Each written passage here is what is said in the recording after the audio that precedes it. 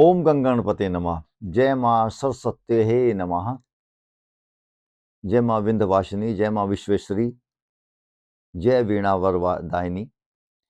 सभी दर्शकों को, भक्तगणों को सरस्वती पूजन बसंत पंचमी की 2026 की शुभकामनाएं, मंगलमय हो।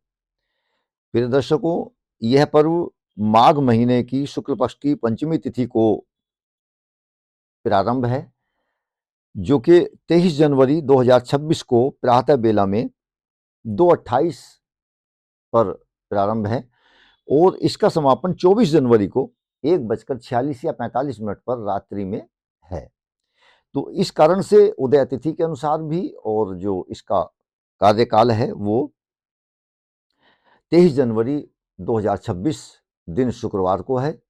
शुक्रवार का भृगु वासरे भी इसको बोलते हैं। शुक्र का दिन शक्ति का वार है, तो इसलिए बसंत पंचमी शुक्रवार को बहुत अति विशिष्ट है। विद्यालयों कॉलेज में बच्चों की शिक्षा ग्रहण करने के लिए ये विशेष महापर्व है। और बसंत पंचमी विशिष्टकर माघ महीने और फागुन महीने में होती है और जनवरी फरवरी इंग्लिश महीनों में कई बार मार्च तक भी पहुंच जाती है। और विशेषकर ये जो पर्व है सभी ऋतुओं का ये राजा होता है। इस पर्व को ऋतुराज बोलते हैं।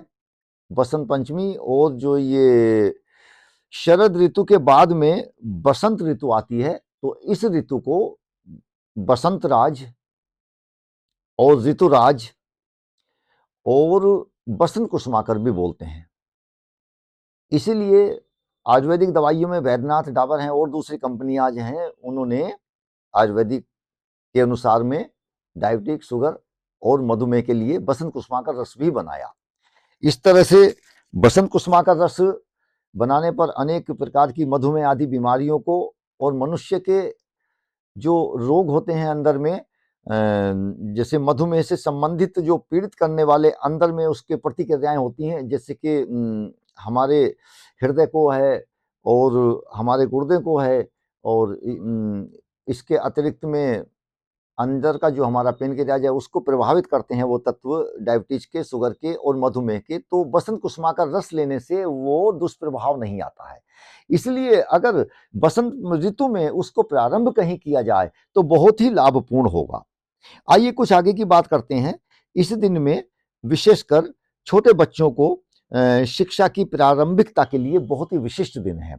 अगर इस दिन में विशेष ज्ञान की कोई पुस्तक को क्रय किया जाए, खरीदा जाए और उस दिन से प्रारंभ किया जाए किसी कंपटीशन आदि के लिए, किसी परीक्षा के लिए, किसी एग्जाम के लिए, और तो बहुत ही अति उत्तम होगा। कोई ज्ञानवर्धक अगर कोई विषय अगर लिया जाए तो वो भी बहुत अच्छा होगा।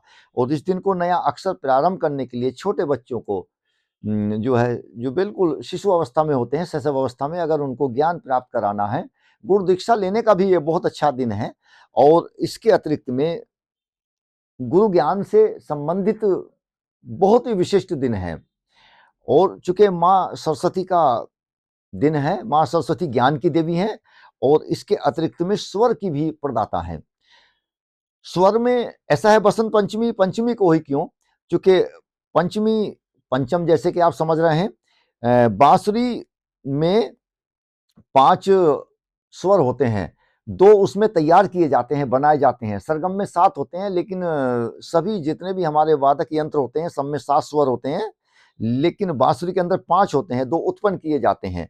और इसलिए सरस्वती जी का एक स्वरूप जो है बांसुरी भी है और कृष्ण भगवान जी जिसको बजाते हैं, और ये 5 तत्वों को भी प्रभावित करता है। और इसलिए बांसुरी का, कृष्ण भगवान जी का, माँ सरस्वती का, बसंत ऋतु का आपस में बहुत ही संपर्क और संबंध है।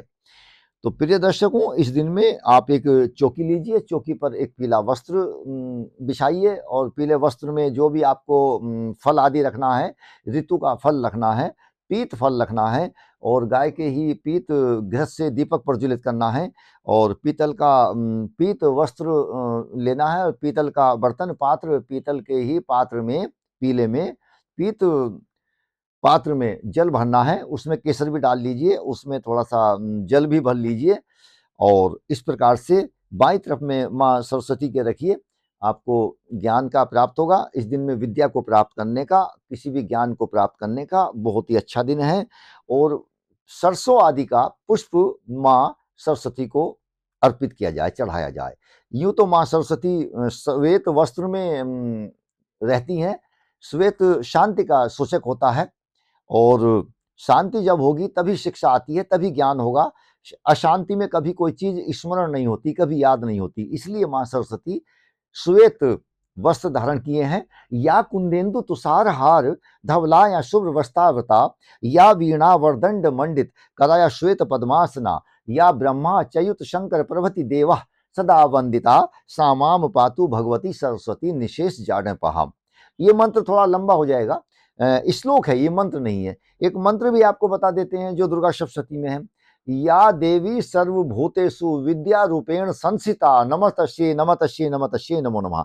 इस दिन से अगर इस मंत्र को बच्चों के लिए किया जाए, बच्चों से बुलवाया जाए प्रतिदिन, तो मस्तिष्क में अच्छी बातें आएंगी और मस्तिष्क खुलेगा, अच्छी चीजें आएंगी और स्मरण शक्ति जाग जाती है। और इस दिन में विशेषकर आप लोग अपने गृह में पीला लड्डू, बूंदी या बेसन से बना हुआ या हलवा बनाइए आप बेसन से, और महामाई को भोग लगाइए। बच्चों को, गाय को भी खिलाइए उसमें, और बच्चों को वितरित कीजिए और खिलाइए। एक बात और, उसको ग्रहण कराना है। और विशिष्टकर अगर इस दिन में आपको सरसों के पुष्प का शहद मिल जाए, सरसों का पुष्प का शहद आता है, वो मिल जाए, तो बच्चों की जीभ पर इस समय में, अभिजीत समय में, बसंत पंचमी शुक्रवार वाले दिन 23 जनवरी 2026 को श्री शब्द लिखिए जीभ पर।